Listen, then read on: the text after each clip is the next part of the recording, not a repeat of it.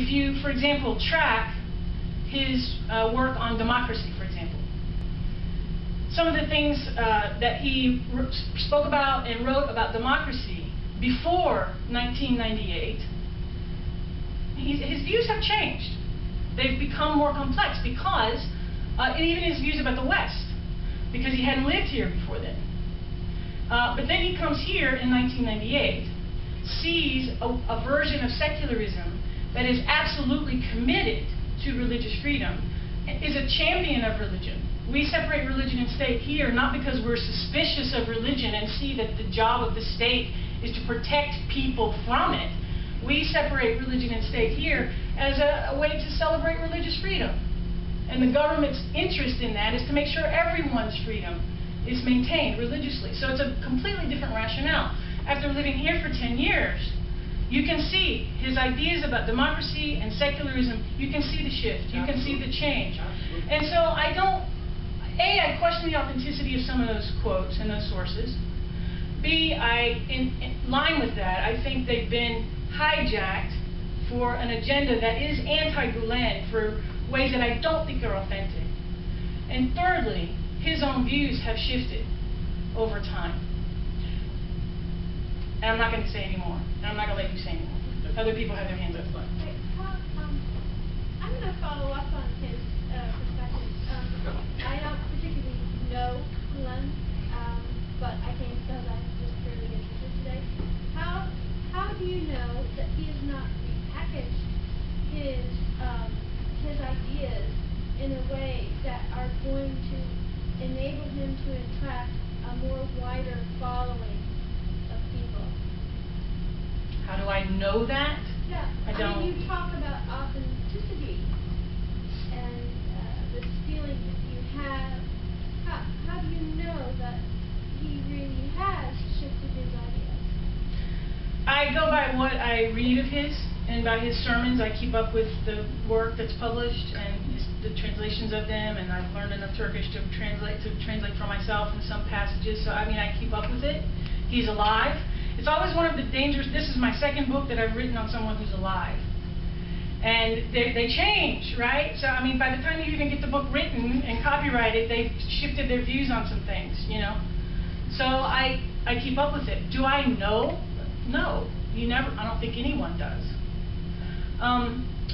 What I do is I see the 3 generations of people now, and I've visited probably 35 or 40 of these schools in different countries. I have visited with 40 or 50 different nonprofit organizations started by people who are inspired by his ideas. I've been with them in 4 or 5 different countries, seen their work, talked to people who've been impacted by their work, spent time with them in their homes, asked them tough questions, been the typical sort of skeptical, I'm a very secular person, I haven't practiced the faith in 20 years, I'm an agnostic. Pretty cynical at times, and question them. And I judge a tree by its fruit.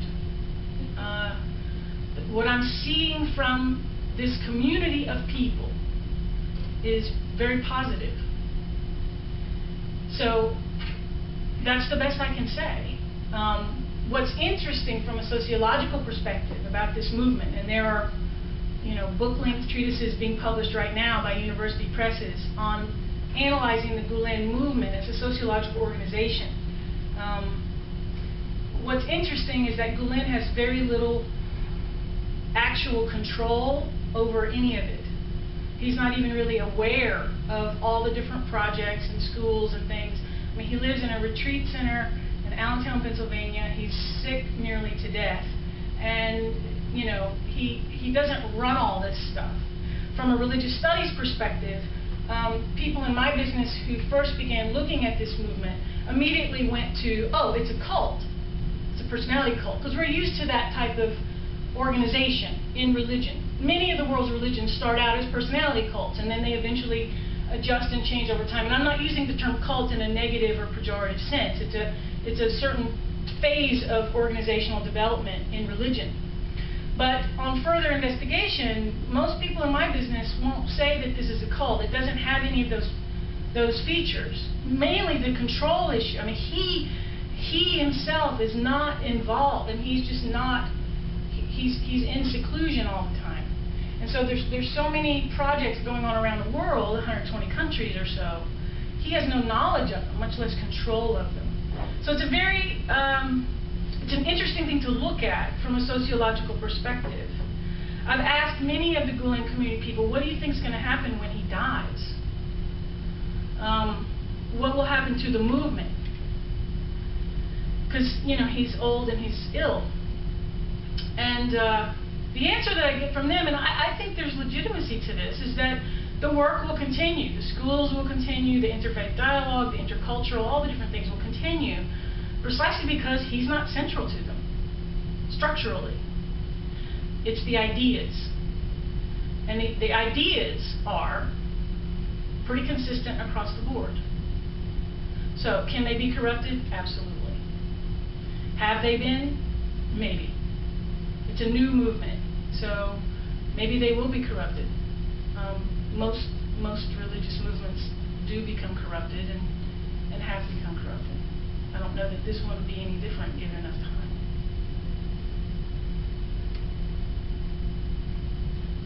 On this campus, we have a very enlightening institute. It's called the Dole Institute of Politics.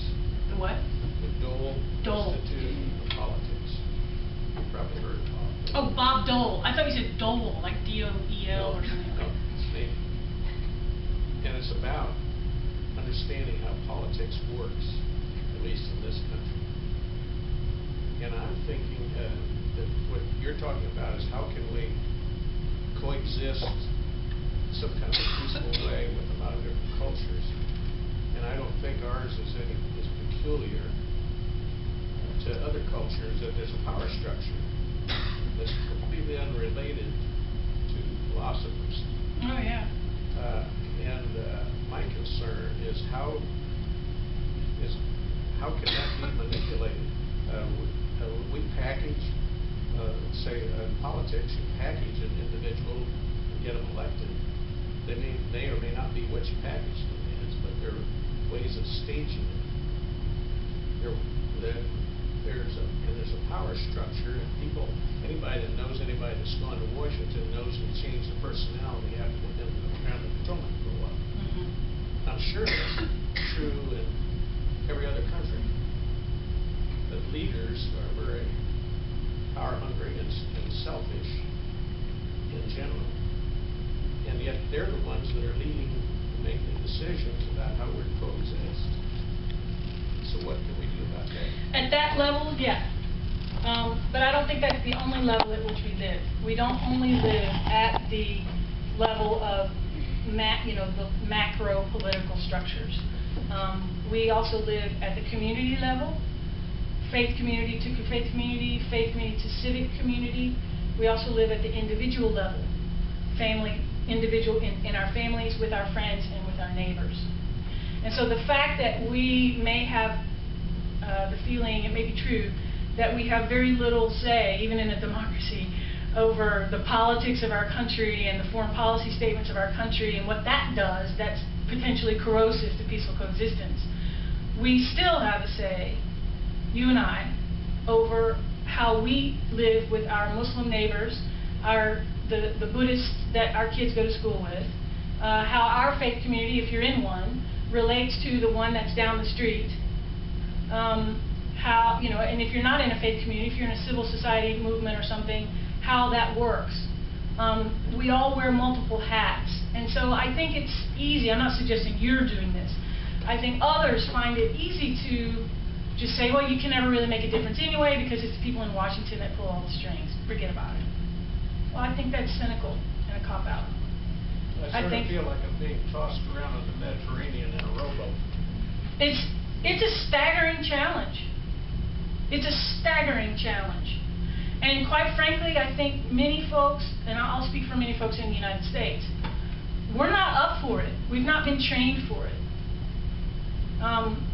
You know, I live in Houston, and NPR just came down and did 3 days in our city and did these reports on it. And a lot of the sort of urban planner people and sociologists of cities people are pointing to Houston as is now at the place where many of the other cities in the United States are going to be coming within the next 10 to 15 years. But Houston is hitting them earlier for a variety of reasons. And this is one of those issues. We've got, 117 languages spoken in the homes of kids who attend Houston Public Schools.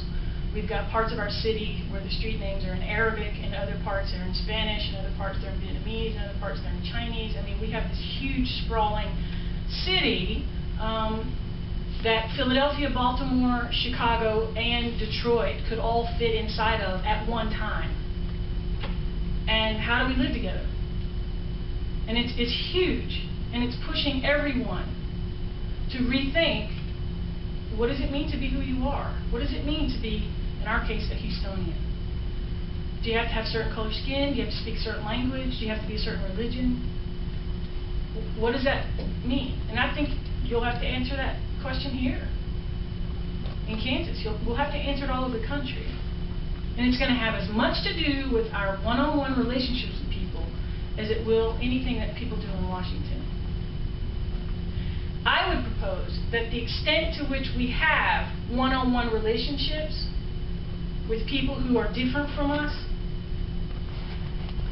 the more we cultivate those relationships, the less those in Washington will be able to manipulate us into corrosive political structures that undermine community.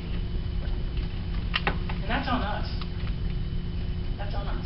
And it means we have to get out of our comfort zone and create structures and create things at the community grassroots level that have us developing that capacity. It's not sexy, it's not chic, it's hard slogging work. In some circles it's called personal growth.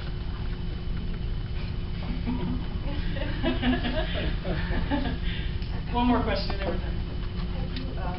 Have you I read an excerpt from it, and I don't remember liking it, but I only read the excerpt, so. It's a long book. Yeah. I used to do it on audio tape, and I absolutely loved it. Really? Oh, I should give it another shot. It relates to so much what you're talking about. And there's a lot of sections to it, what it's having to do with the political structures versus. Yeah. And there's just different sections, so reading a little bit will not. Oh yeah, I'm sure. Yeah. I really found it a very hopeful book, and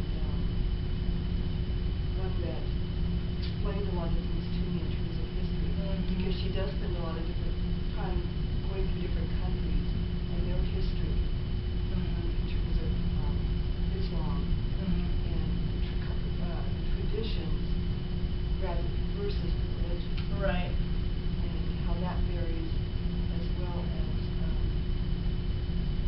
looking at, like in particular, Pakistan as a country. Right. And so talking about what's happened there, and looking at Islam as being hijacked by extremes, just like any religion. Sure. Well, and I mean, there's that, and then there's also what you just said, a sentence or two before that is. And this is something that I think we forget.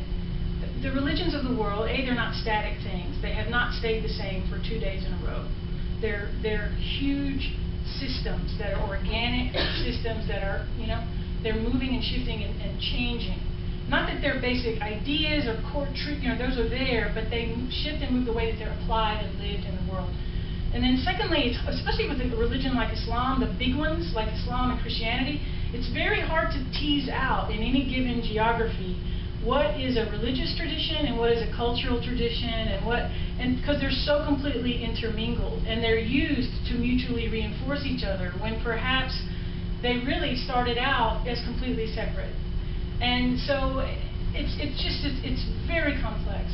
And what often happens is that you'll find one problematic cultural practice somewhere that's done in the name of a religion. And it's just a hop, skip, and a jump to where you condemn the whole faith to that one thing. Exactly.